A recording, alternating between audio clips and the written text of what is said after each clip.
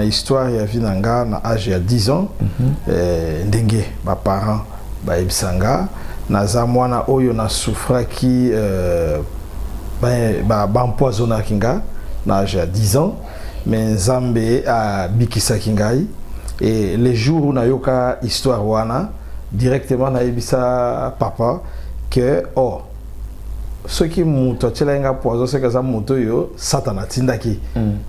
Ça veut dire que Satan a na posa na ngaite. Nga siko yo fona saila o ya zalaki na posa na nga o ya bikisanga. Ça veut dire Nzambe. Strict, ya parole père et zanene moto ya boti non. Aboti. Ah. Mais mwana wana onga na bokoli na lakisi ye kibo mutu. Na lakisi ye bolingo ezalaka ndenge nini ko traiter batu bazalane ko respecter batezane akomo be nga pe papa donc akomo kola adopté ye. Voilà. Et comme le rôle la paternité entre ngai na ye. Dans le sens où on a bisopé l'église. So okuti muta so alobi papa nanga. Et dans le sens que muta te yanga bonzambe. Muta laksa nga nzela. Muta amoni sakanga a limbolé la kanga makamba bonzambe. Parce que notre Dieu, il est esprit. C'est pourquoi que dans l'église de réveil, dans le christianisme, tous en a parole ou en a père spirituel, on a encadré. Moutou à l'accent là. Ok. Yango moni lelo, to komi ko sala oyo et zalate na tango église primitive. Ok. Église primitive, to kota la même na ba lettre na Bible, au mona Paul azo komela, église ya Corinthe, église la Thessalonique. Donc il y avait qu'une église dans mboka wana mobimba. Et l'apôtre a une unité. Mais l'élo, tokomi, l'église est belle. Boto si mingi zalaka. Et pas y'a ba maman, et pas y'a ba pasteur, ba père spirituel, ba pasteur na bango, qui pas ba mibali na bango. Et l'on y arrive que ba maman, par exemple, ba zotalanga, ba respecter ba pasteur ko le kamibali na bango. Maman, na papa, maman, na pasteur. Na pasteur. Ok. Nakolingana no to séparer makambo parce que ndenge toza awa toza na makambo mi balé des choses différentes foyer na église moni biso ba pasteur pe to sala ka mo erreur mingi omoni après Nzambe eza église te après Nzambe eza ndako.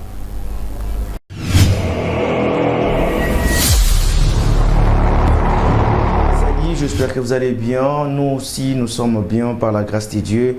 Bienvenue sur votre émission Awa Bisso sur Miss Girl Télévision, votre chaîne. Merci pour la confiance et la fidélité. Merci, très chers abonnés, pour votre soutien. Nous sommes vraiment reconnaissants. Merci à GSM Production. Merci également à tous les réalisateurs de GSM Production. Au Bazo Samsala bien pour que tout apporter la rabino d'information Nathan réel. Il est le plaisir de savoir que vous avez belé le lot vous la émission Oyo Awabiso. Aujourd'hui, fidèles téléspectateurs, j'ai l'honneur et plaisir, la joie de recevoir un grand homme de Dieu sur ce plateau. Au retour sur la Enaye, thème Oeza, vraiment important. Je sais très bien que les enfants de Dieu seront bénis à travers cette émission d'aujourd'hui. Merci. Na Luanda, merci à tous les partenaires de cette émission. Je n'oublierai pas de dire un grand merci à Yarobi Visor, Aigle, notre partenaire officiel. Aigle, Robi Visor, ça dit pour tous vos accessoires cellulaires sur congolaise, marché congolaise. Beaucoup de négociations, accessoires cellulaires, nabino, visor, digital, na maison. Robi Visor, y a tout ça bien. Un grand merci aussi à maman Hortense Mogo Somanette. Nakikolo, je dirais un grand merci à JR Sa Majesté, le général, et à, je dirais un grand merci à tous les amis des IDPS. Là, je vois Jérémy Haché, Yapatou Kiyama, le maire de Lemba. J'ai quelques annonces à vous donner. C'est juste que notre frère Likonga Yajido, qui vient de nous quitter, fidèle téléspectateur. On est à Sangoyamawa, Otozanango, touche congolaise, Bazolela, Likonga Yajido. Dieu avait donné, Dieu a repris. Que l'âme de notre frère repose en paix. Et nous présentons nos sincères condoléances à la famille biologique ainsi que tous les amis de Congolais. Ceux qui programment PSI, na kozonga sous na itando oyo pour que na pesabino ba programme nyonso. On va recevoir sur ce plateau l'homme de Dieu, le pasteur Benz. En tout cas, il vient du Brésil, São Paulo, l'Amérique. Né balingara émission Oyo Bananzambe au Bazana Brésil. Mon frère Yannick Misoko et Maître 113, DJ Kier 12. Ils sont tellement nombreux balingara émission Oyo Awabiso. Car la Bible dit tant Boroto Molamo na moto Boyeba Oya Zali. Simana Nyonso, malgré tout, peut-être Batunde Baye Barate. Vraiment, ezali pamboli pour nabiso nazo yamba momu na nzambe na plateau ja na pretagi serment e nunca calarei a boca e quanto tem sempre assunto para falar. Então, o povo de Deus também precisa ouvir a palavra de Deus à travers cette émission Awa Bisso.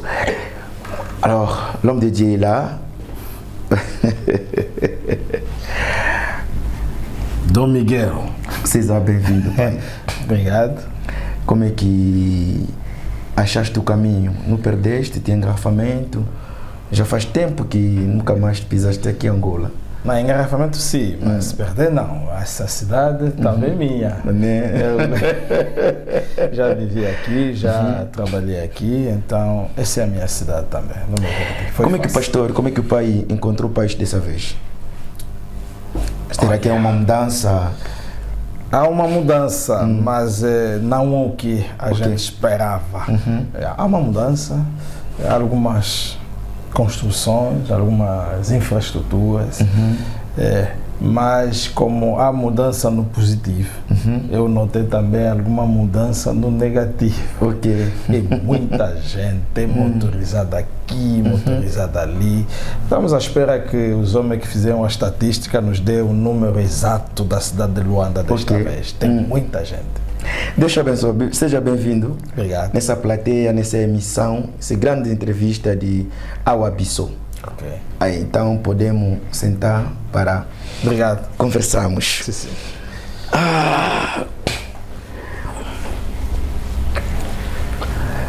Bem, qual é a língua que facilita o pastor para nós fazer a entrevista de hoje?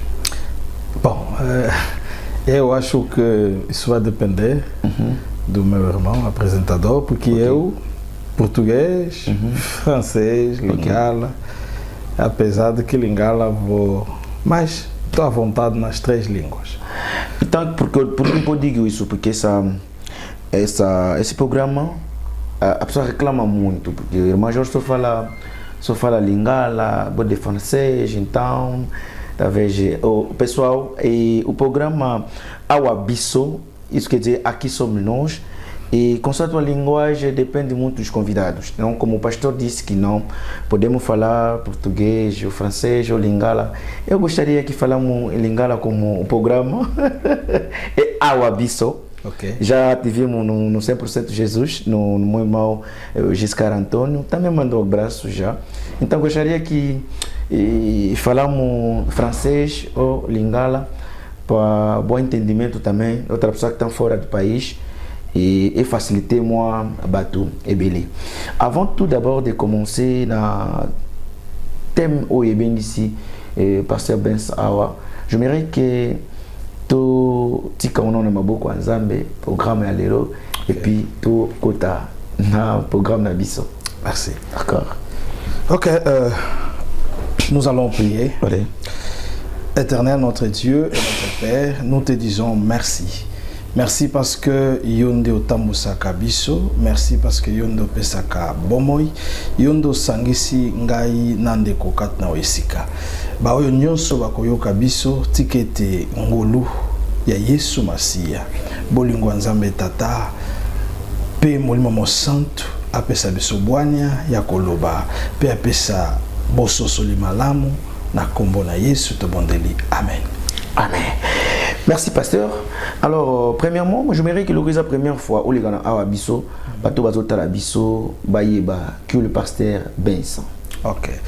Pasteur Belson Mazeo da Cruz, Nazamoko Yaba Pasteur, Katina Communauté, Igreja do Cordeiro Unida em Angola, Ikua, où est la question Église à Christ unis en Angola. En français, je peux simplifier comme ça. Bon, mais pour le moment, Nazamoko Yaba Communidade Krista Unida no Santo Evangelho, nous avons représenté la communauté Nabiso na São Paulo, na République fédérative du Brésil, et pas Nganavandi. Ça fait déjà combien de temps le ministère serait pastoral à l'idée?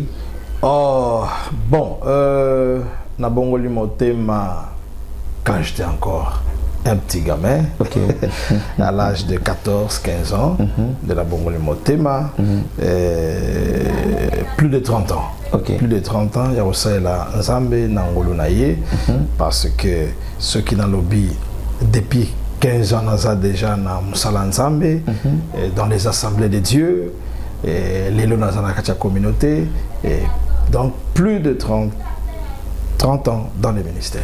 Plus de 30 ans dans le ministère. Comment a été l'appel de Dieu et pas Yamumbunaye, Pasteur Benson? Merci pour la question. Nalobaka qui appelle Nzambe na vie nangai eza depuis bomwana. Depuis bomwana parce que na histoire ya vie nanga na âge ya 10 ans, ndenge ba parents ba ebisanga na za mwana oyo na souffra ki ba empoisonna kinga na âge ya 10 ans, mais Nzambe a bikisa kingai et les jours où na yoka histoire wana directement na ebisa papa que ce qui muto tela nga poison c'est que ça muto yo satana tindaki. Ça veut dire satana na posa na ngai te. Nga siko yo funa saila oya zalaki na posa na nga oya bikisanga. Ça veut dire Nzambe.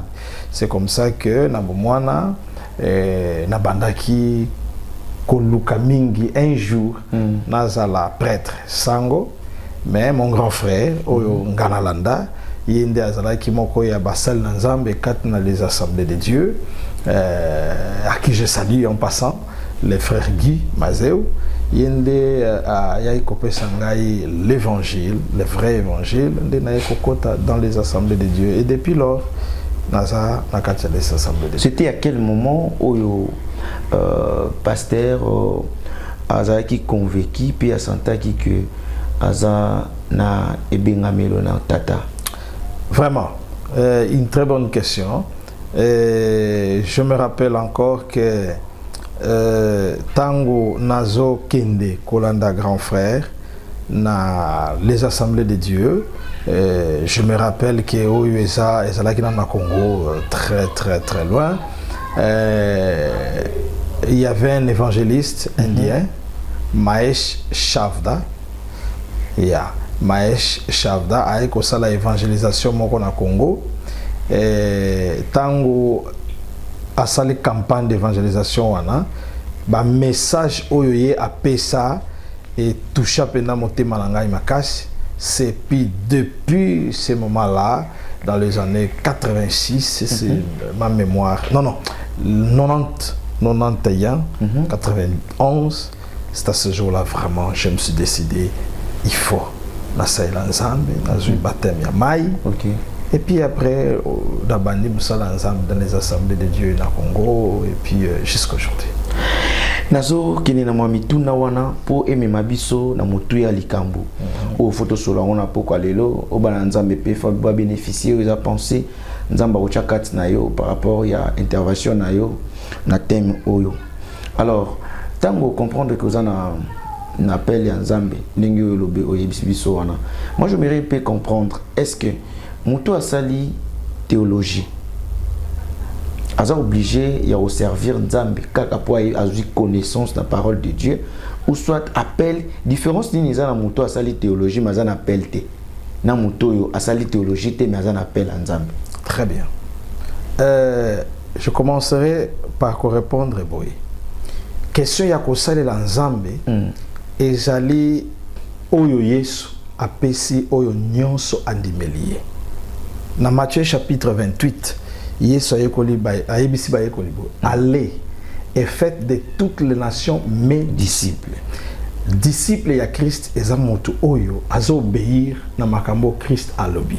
Cela veut dire que ko servir Nzambe, ko teya maloba na Nzambe, ko yebisa bato ete Nzambe alingi bino, eza appel oyo mwana na Nzambe nyos oyo ayambeli Nzambe, il faut asala nini?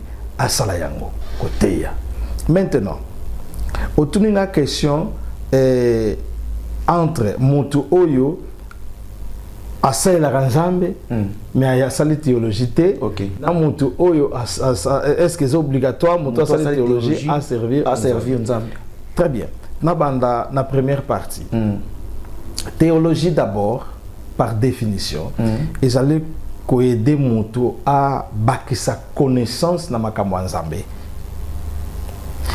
Mais ko salela Nzambe par rapport ya ministère oyo babengeli yo wana ezali kamu ya Nzambe.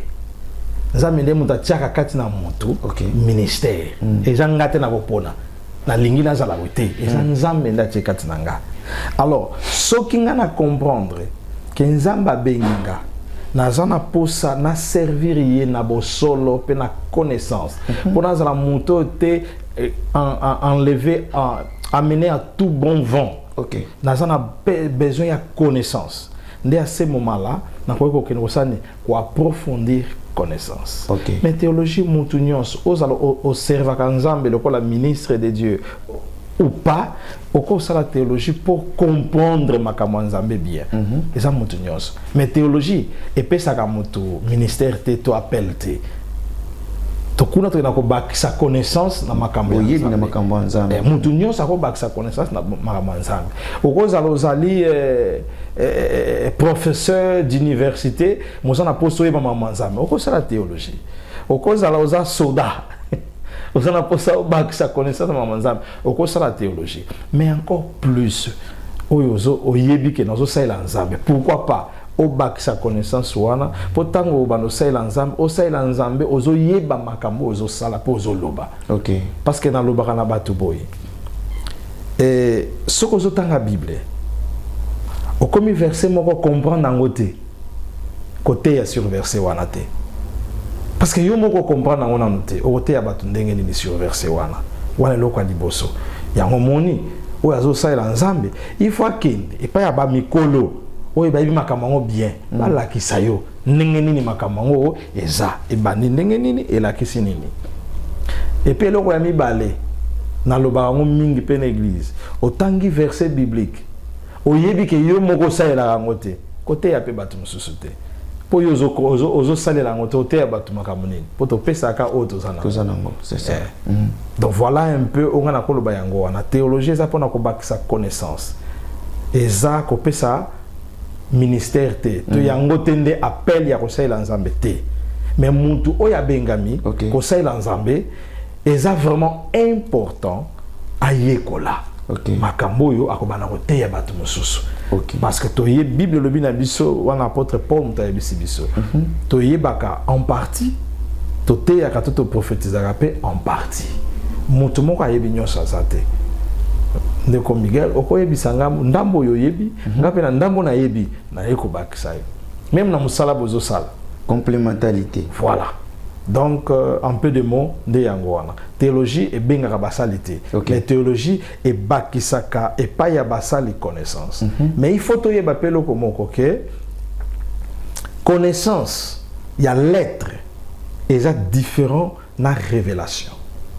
et ça na bat oyo Nzamba benga Nzamba solola kana bango alakisaka bango makambo fo basala mais ayebi kotanga Bible te biso to yebi na kutana na pasteur moko asala pe ba séminaire na Brésil azaki aveugle ye azwa ke pa Nzambe abani ko loba vous comprendre et abani ko loba donc et ko sala Nzambe eza limité na théologie te mais ça conseil to pesa kabana na Nzambe basali na Nzambe ba yekola eloko yo a monique aza appelé pour ça il Nzambe il faut yekola na théologie mais seulement on a ce que comme peut conseil voilà dans la théologie il faut pour yebe ko le nini yozo ngotanga pour na théologie wana bekolo ezebele eza pe na bekolo les formés et les déformés. OK.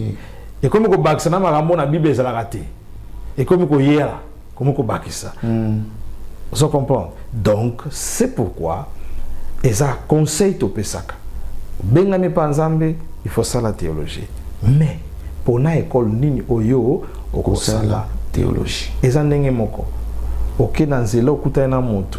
Au salle évangélisation biso bato voyage à mingi oko recommander ye oko memaete timbo ko yo vanda ka poa ke na kota ka l'église na yo oko pese conseil obongoli motema luka église oyo et ko faciliter yo au croître na makambo nzambe oyo ba nzambe po parce que na apa ko ba makambo nzambe eza na makambo yo faut sala kati na eltonga na yo l'église il y a des choses on anda ko sala te faut sala na l'église mais faut église nini yo ko sala ngo to pesa ka conseil luka église oyo batatu la Yesu okola mokonzi pe mobikisi église oyo bible yango ndeza parole oyo ete ya makakuna oyo pasteur abimaka libanda ya bible te. OK. Opesi conseil wana. Donc c'est la même chose pe na théologie. Mosala na nzambe oyo azolinga yekola makambo ya bible eza malamu mais aucun n'importe où te. Ntoma Paul atanga. OK. Azalaki mwana ya classe ya docteur Gamaliel atangaki. Donc voilà un peu où on a répondre sur ça. Merci pasteur pour l'intervention. Tout ce qui est déjà na kosimba mutuya likambu ou les père spirituel. Tous en a besoin to yiba nanya ko kikoza père spirituel. Mais avant d'abord question nanga oyo na ngiso e ramener biso na question oyo ko yiba nanya ko koza père spirituel. Na mutu a bengami na ministère. Est-ce que procédure yayi ko servir nzambe bien?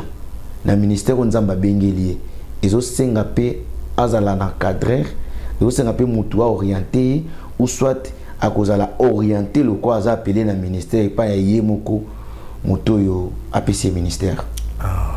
Très bonne question.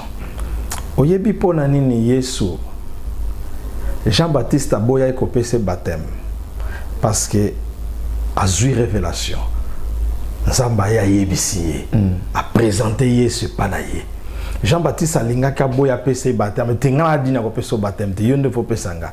Yesu ebisa kenini sala. Pour nini pour servir d'exemple. Na lingina lo banini place wana. Voilà. Banda makambo nzambe bandi na Ancien Testament, tito comme na Nouveau Testament. On peut comprendre que basai na nzambe nyonso batangaka kombo papa na ye na sens nini tanga na Bible na Nouveau Testament on peut comprendre que l'évangéliste nyonso à part peut-être Jean bango nyonso ba lobi sur to bengaka généalogie ya Jésus et la kisilini nanya botanani nanya botanani nanya botanani tito koma na muto yo bazo pesa histoire na ye l'unique mutu on a Bible tozomona batangi kombo tata na yete balobi pe azana généalogie te ezaka mutu moko Melchisedec et Melchisedec wana et salema pe bongo pete ya biso et laksa biso sur sacerdoce ya Jésus. Vous comprenez? Donc tango au lobby nanga likambi ya encadreur likambo ya père spirituel. Mo oyo père spirituel so luka on a Bible ozwangote. Ezate. Mais tozana batu oyo Bible ezo laksa biso ke babenga batu mususu ba papa pe tozana basai na nzambe oyo babenga batu mususu bana. OK? Paul azobenga Philémon mwana na ye, Paul azobenga Timothée mon fils mwana nanga. Tozotala na l'Ancien Testament Élisée azobenga Élie mon père. Tozo comprendre que effectivement parce que papa ministère ils ont transmis. Apôtre Paul a lobi na ba Galate ndenge nini mutu ako yoka soki eza na mutu ya lobi te ndenge nini mutu ako loba soki abengami te. Donc en peu de mots père spirituel La Bible est exatée. Pourquoi? Et biso tant tozotanga Bible, tokotanga ngone totanga ka ba livre qualquer te ba roman, ba dessin animé te. Bible photo tangango avec l'esprit de Dieu. Imagine-toi, Yesu azoyebisa durant tout le temps, il y a ministère naie azoloba tant on okende pas ya papa. Chaque fois que azo prier azoloba papa. Mais un jour Philippe tant azoyoka ba phrase wana, c'était tout à fait normal. Ayepsi Yesu, ah, mais Yesu okende kasi la biso tata. Alors oh Philippe, nga nazo comprendre yo te. Tant nyonso yo zala nanga, o comprendre te. Mais oya moninga amoni tata. On se comprend. Okay. Le même Yesu, soto ke na Matthieu 23, azolo belo komoko oyo na rolinga to tangango. Matthieu chapitre 23, le verset, je m'excuse, le verset 9. Yesu zolo baboy. Et n'appelez personne sur la terre votre Père, car un seul est votre Père, celui qui est dans les cieux. Voilà Yesu, mutazoloba. Bobenga mutu momote papa. Parce que le seul est papa nabino, les avons likolo. OK? Voilà. Mais yena ba yekoli, Philippe a tenu question abi oh. Mais à mon papa. Yangona lobi boy. Quand nous lisons la Bible, il faut tout ça là très attention. Parce que les chrétiens na kati ya christianisme, bazoko utiliser parole wana papa na sens nini. Dans le sens, il y a instructeur nanga, encadreur nanga, muto la kisinga nzela bonzambe, muto ya tali singa nzamba zanani, pe kokuta nzambe ndenge nini. Muto aza super, ça dit muto aza canal ya nzambe. Voilà. De la même façon, Elisa zako loba po ne Eli. Ya omoni même tango bakomo kabwana, abi c'est papa, abengi papa. Na sens nini? Enseignant. Parce que parole ou on a papa et je le rôle enseignant. Il y a un moment on même Paul. Maître. Mon maître. Voilà. Il y a un moment même Paul. Azokoma, tant azokoma, tant a komi ko lobela Timothée alobi mon fils. Tant a komi liba Thessaloniciens alobi mes fils que j'ai engendrés. Bana ona boti. Vous comprenez? Donc c'est dans ce sens-là. Et moi, je vais cet exemple. Les lots oyo na mokili. Et pour moi, na botama, azaka na papa moko. Na papa bibale te. Moko kaka. Mais les lots, na bano ba na papa bibale. Na ndenge nini.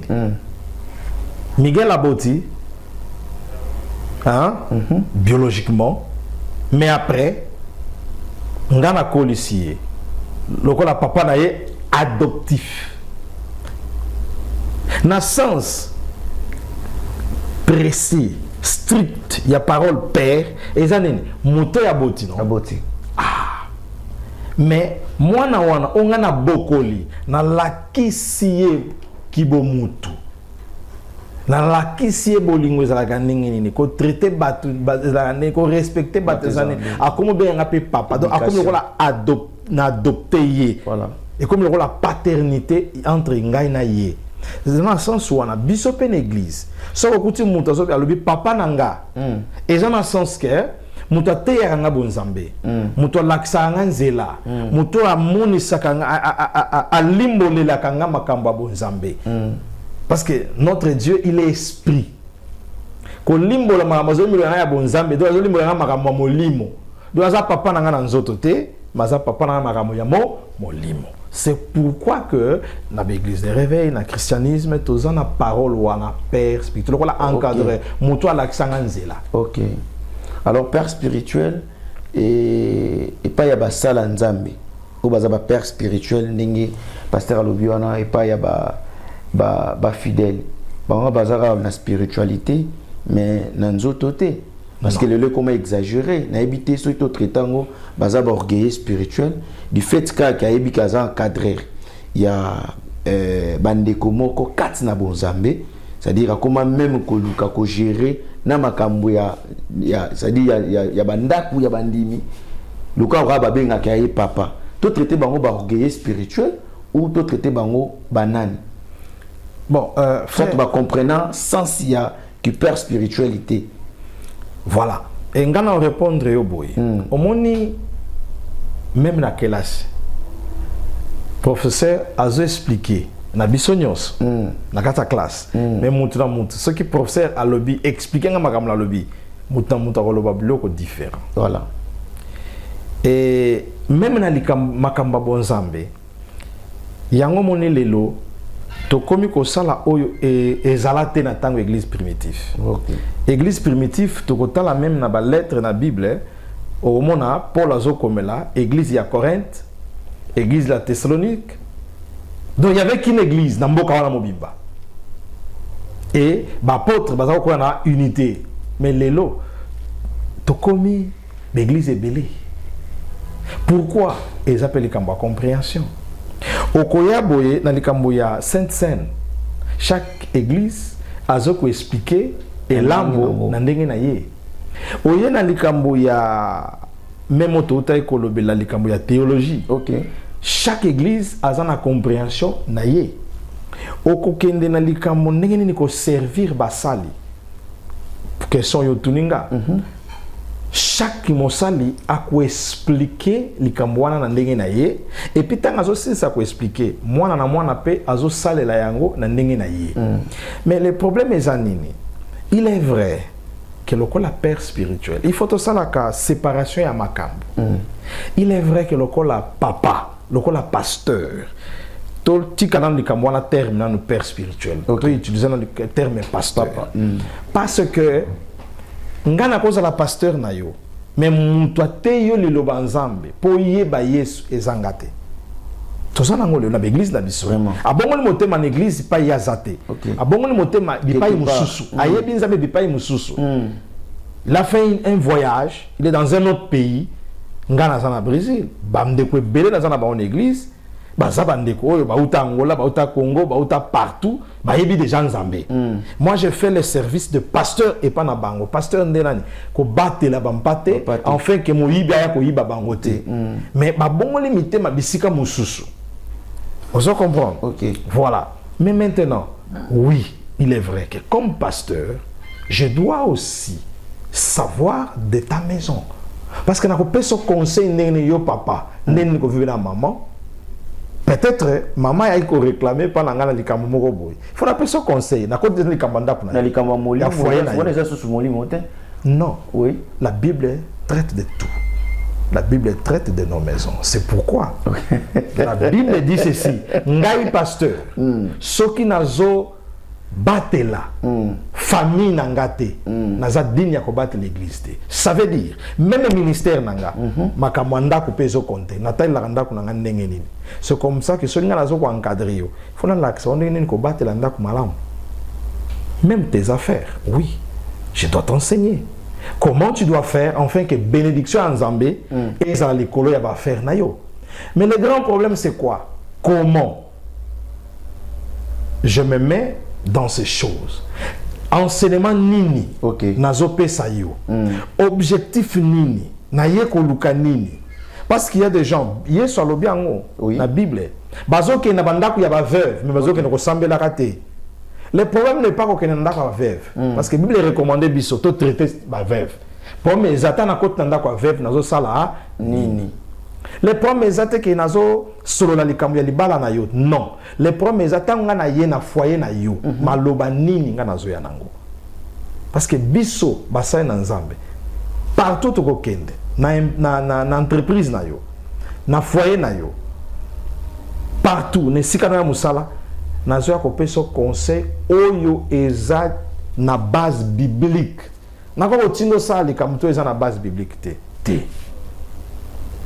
Mais mingi ba conseil ya basala nzambe tenga maka surtout pa bandeko baba ya bandeko basi et pas ya ba maman na ebité soki ba maman nde bayambaka ba orientation to ba conseil wana le lenge mususu po botosi mingi ezalaka epai ya ba mama epai ya ba pasteur ba père spirituel ba pasteur na bango ke pa ba mibali na bango elo nini arriva ke ba mama par exemple bazotalanga ba respecter ba pasteur ko leka mibali na bango bon donc c'est là bango ba pasteur bazana ma boyebi mingi une expérience ya vie ko leka mibali na bango maman na papa maman na pasteur ok nakolingana no to séparer makambo parce que ndenge toza awa toza na makambo mibale des choses différentes foyer na église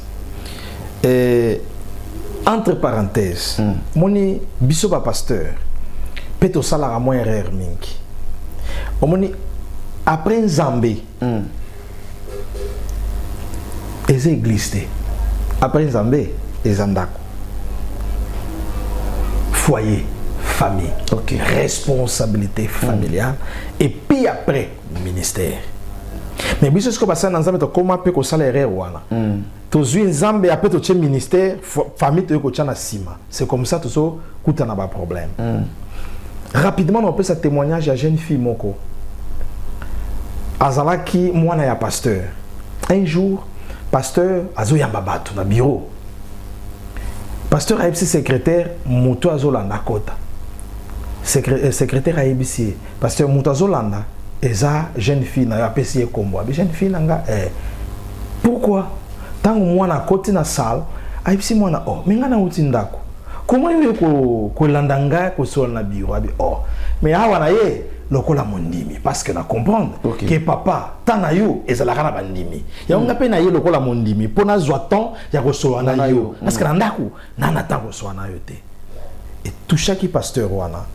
asengi maman secrétaire a canceller compromis azongi ndako comprendre que après narration église mais ndako te eza faute tozonga sikola na likamuna question tuninga ya ba mama vous savez ba mama il faut tout ça la séparation wana na sens nini tozana ba foyer oyo papa za chrétien maman za chrétienne tozapena ba foyer oyo maman za chrétienne papa za na chrétienté voilà il faut faire très attention omoni professeur moko aebisa biso eloko moko mingi pona biso ba africain il faut traiter avec les africains quand ils sont émotionnés à l'église parce que quand ils rentrent à la maison il repense, il ne fait plus. Cela veut dire quoi? Il faut beaucoup d'attention. Tant qu'on a dans l'église, dans un programme, il y a ma maman par exemple, nous devons faire la part des choses. Moi, si oui, je suis responsable de ma maman. Mais mon bal n'a semblé à bisoté.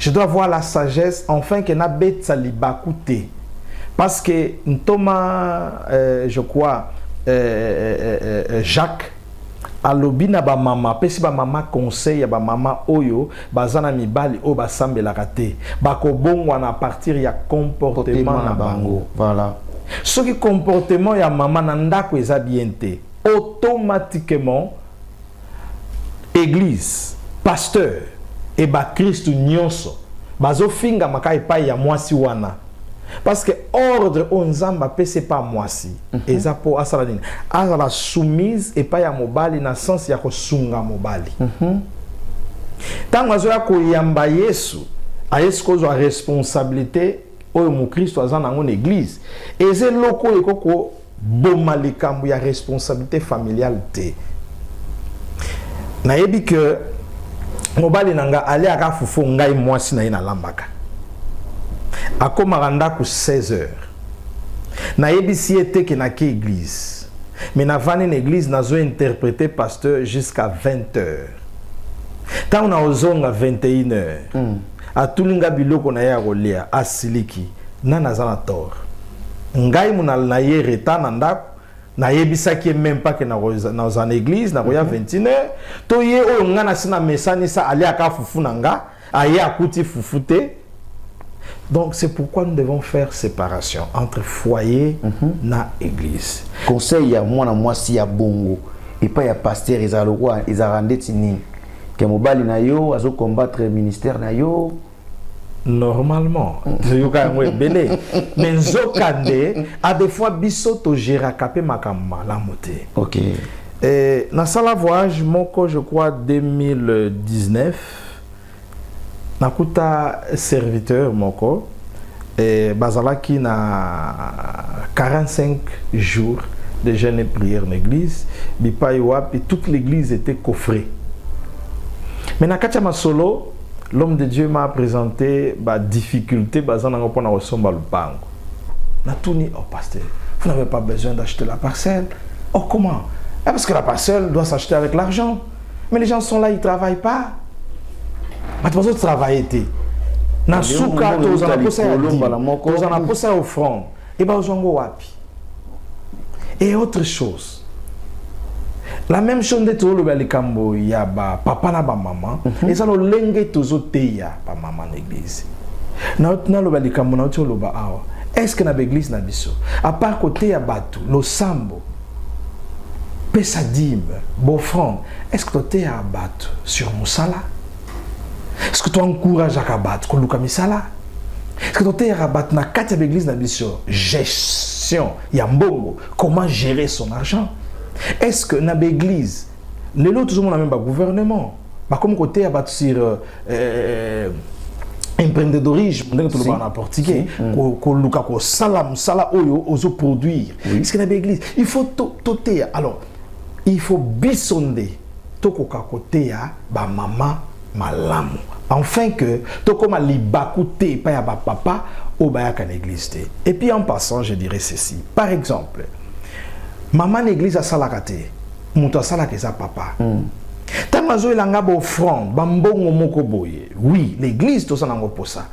Est-ce que biso ba pasteur to lingaka ko soana ba mama ko tuna soki offrande ya enango papa yebi qui est une offrande parce que nous avons déjà vu de sœurs par émotion ayatiki appareil il y a son il y a ndako aye na on église apesi dans l'église mais papa y habité donc on a provoqué par problème pour un foyer bah là qui peut-être projet à famille bah là qui na mbongo mo bo fabasa na likambo maman en église moli moi touché ya champ parcelle voilà akena ndako azumbongo wana sans ko sa pasteur ko sa papa aye na ngwe pa ya pasteur na mutu na lobine ya sambela atali ya yeba kama nzambe te mwana expliquer ezate ezambongo fo nzamba sana ngoposa bien sûr mais ça yo mon côté nzoke zape na ba makiona esala makapombo ambongo wana ebima de dire que faut pas nzambe eloko ezo swa yo motema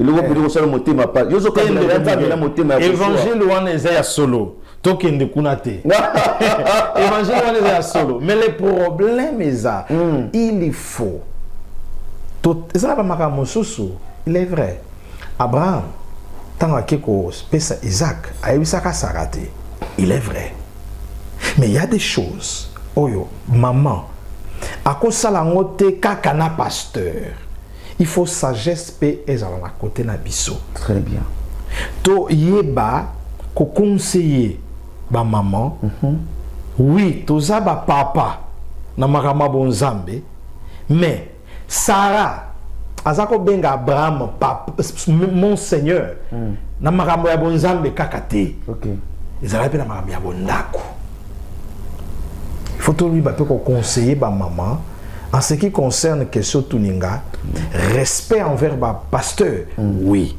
obéissance et pas ya ba pasteur oui mais soumission et pas ba papa ba ko bosante au cause de responsabilité de l'église tout le bien na église mais na ndako te na ndako chef ya ndako ndenge bible lobi eza papa na kokende église papa na kolala na église samedi papa toza na retraite samedi toza na programme bon église d'un commun accord ce qui a boyi koloba te que non wana mupagano ngana kokende te parce que ce qui sikoyo diable à côté pena bien yo en genou aya bimission na makasi. Il faut qu'on ait la sagesse. Donc nyonso lokolo son dimaye ya omoni ba ona no babalate biso ba passer to conseil aka hein ba sala ndenge Abraham asalaki pour la mwana Isaac. Bokene zulanga mwana ya mabele na nga ya mboka na nga. Ça veut dire to bala na kati na bonzambe. OK. Hein pour to comprendre na makambo nzambe na même niveau. Voilà. Parce que tout ça na ba niveau différent ya makambo nzambe et ko zala moi passe. Yango conseil na biso ezalaka toujours na bandeko na babalite. OK. Baluka ko bala kati na bonzambe to zala na même compréhension à parole. Pourtant na zo biso papa. Et mon salaire est nango, faut te payer ça par ensemble. Azana compréhension na yebi par ensemble ça nini. Mais tant que par ensemble nini. Bon même la pasteur. Vous comprenez? Bon on a pas compréhension différente et qu'on l'appelle moi passé pour na vivre. Merci l'homme de Dieu. Est-ce que selon les éthiques na bateau baza couple, na qualité ya kozala paille daddy, na qualité ya kozala papa pour la bango, c'est aussi important ya kozala na secret na maman, soit kozala na ba conversation moro na maman papa pe na ndenge na ye na bato baza en couple. Non. Non, pourquoi? Bible lobi na biso parce que biso to sala makambo na ndenge mokili ezokoma modernité. OK. Totambolisa bandako na biso ndenge ya modernisation te totambolisa bandako na biso na base ya parole ya Nzambe. OK? Tango Nzambe azo instruire likambo libala alobi nini? L'homme quittera, s'attachera à sa femme et ils deviendront une seule chair. Muto yozana enzo tomoko. Ben secret par rapport ya parce que moi c'est mon balé na vision ya Bible, secret ça la raté. Secret ça la raté. Alors, question na yo eza beaucoup plus na batu oyo kaka maman muta sambela ko be bango mibale ba sambela na même ata bango mibale ba sambela ka conversation ya maman na pasteur ezali mususu, conversation pe ya papa na pasteur eza mususu ata ba sambela pe l'église moko eza conseillé même si eza likambo ke papa nde muta sali mabe maman lingi ke pasteur appelle ça papa conseil bon eza secrété eza ke ko senga aide pour papa pasteur asolana pa na mobali na ye. Mais ce qui est allé couple ngana zalaka na conseil que ba conseil ya couple epesa maka na couple c'est mieux. Maman vandi papa vandi pesi conseil.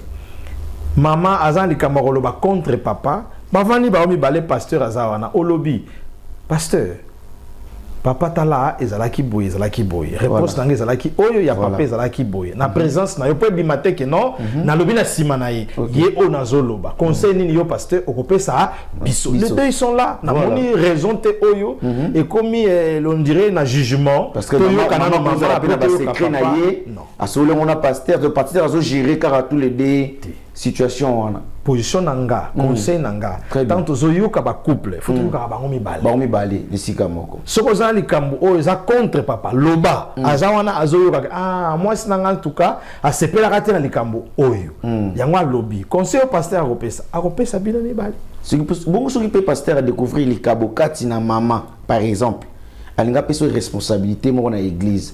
Est-ce que ce n'est pas que c'est important que face au mobile naie avant que ça moi si à battre responsabilité pour la libacoute. Bon on répond par rapport il y a Bible et par rapport il y a communauté nganaza. Voilà. Obligatoirement. Ngai na pese simple nanga tango balingi ba ordonnenga main d'association au ministère. Oui, on a demandé à ma femme est-ce que ces messieurs il va vraiment diriger l'église, il dirige bien la maison. Oui, tout le monde est le caboué, pas ya maman. Oui, aza moisi ya moto.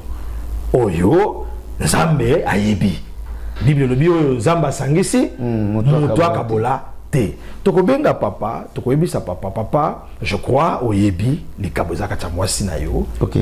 aza motei, aza modératrice, aza moyembi, à partir ya boye décision na biso ezali to informer ye. Quand ta papa ndépé à réfléchir ce qu'on fait ça kondimato à kondimaté. Voilà. Pour peut-être ils ont ba mususu, ils ont ba maman mususu, aza président ya ba maman na église. Mais comportement na ndako eza bizarre. Voilà. À respecter la mobilité, mais aza président ya ba maman. Après ça ba maman conseil. Donc pour éviter peut-être ba danger wana. Est-ce qu'ils aura danger te à repérer sa maman ya bongo responsabilité. Il est que pasteur ça pourtant sur la mobilité. Et ça danger ndenge le biango et ça danger et puis il faut te yebelo comme papa. Ba responsabilité ko tsabisolo la te. Voilà. Mon tozo ça là vraiment et le ko souligner on est très important. Tozo ça la berrer et belé lelo na l'église parce que au komona que papa na bana balinga kutu koyoka te makambo ya église pour danini à partir ya maman parce que tango ba ya na église ba mona niveau oyo maman aza na église akwa ko zana comportement siko zo mituna siko église ango le maman comment libaku et ça vrai le lot zo na ba famille ebelé biso zo kanisa balingi nzambe te non balingi nzambe mais moto yo falaka zala exemple pa na bango moto yo akwa ko ticket nzamba utiliser ye pour battre une église à travers bizalele na ye yenda komi blocage komi libaku et lobeli na ye lo lengi na ye et puis ezane loko mususu oyo il faut totaler lango pe moi mingi malamu omoni okoza la mama mokambi na église au dirigeant kabate belé na église mais tant komi na ndako no eza église te ndako no eza foyer bipai wapi mutazo dirigeant ngo eza pasteur na yo te eza mobali na yo pour lui devait respect bisiko ya ko déborder vandisa ye talisa ye na lumière ya bible. Voilà. Mais il faut obéissance et soumission. Merci beaucoup na ebisa ki na biso ete tokopambolama na nzela ya teme ya lelo to sola ki na likambo etali père spirituel nani wakoki kozala père spirituel bopambolami tika ete nzambe apambola bino. Pasteur, est-ce que vous avez un message à lancer na bateau batali biso puis na basali nzambe batali biso tomso ko kozala libaku peut-être des comme so simbaki et c'est pas ici bangote n'était ce que vous avez un message à lancer pour te comme nasuka. OK, merci beaucoup premièrement pour l'invitation. Merci. Liloba ezaka tosu kisa koloba boye. Normalement moto nyonso il faut tozala moto yo alandela kabiso a encadre kabiso touta quelque part. Voilà. Donc toko bimaka dunéate lokola Melkisedek il faut tozala encadrer loba ya suka ndengo lobi na ndenge tolobaka toko zala libaku pona moto oya monike o tolobi to déborder alimbisa to zabatu mais ba contact voilà. Pour ça pour bazana posa ya ko approfondir les sous conseils oyo émission la kita muke to ko lobangwa en long et large mais to invité ba nzambe nyonso bazala na obéissance et pas ya ba pasteur bazala ba maman bozala soumise et pas ya ba papa na obéissance na ba pasteur parce que bangonde bazo veiller sur ba âme na biso voilà bo s'abonner na Miss Girl TV. Merci. On a ba conseil mususu ekoya na mikoleza koya et nzambe na ngai a pambola bino ya ebele na kombo na Yesu. Ezana bandeko bakoki kozomwa mbote. Mbote ezanga kate mbote ezana bandeko nyonso mbote ezana mama na bana bisika bazali bana lingala baloba asuste pour sige kaka mais bisika bazali nzamba pambola nzamba pambola la communauté chrétienne unie dans le centre évangile mon église nzambe apambola bandeko nyonso tozo préparer na bango musala ya le 28 juin na Cine Atlantique to invité bandeko nyonso tozala kuna à partir de 9h samedi le 28 pour une activité. Que Dieu vous bénisse. Mbote na batu nyonso.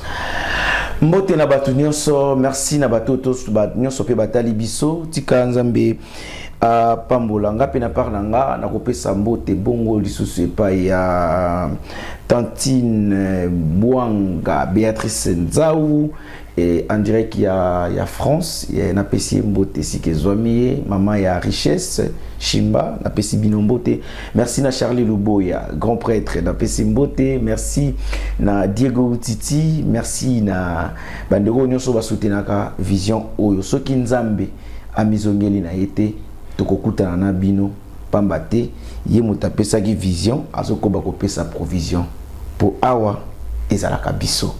Tokutani Balasima. Ciao.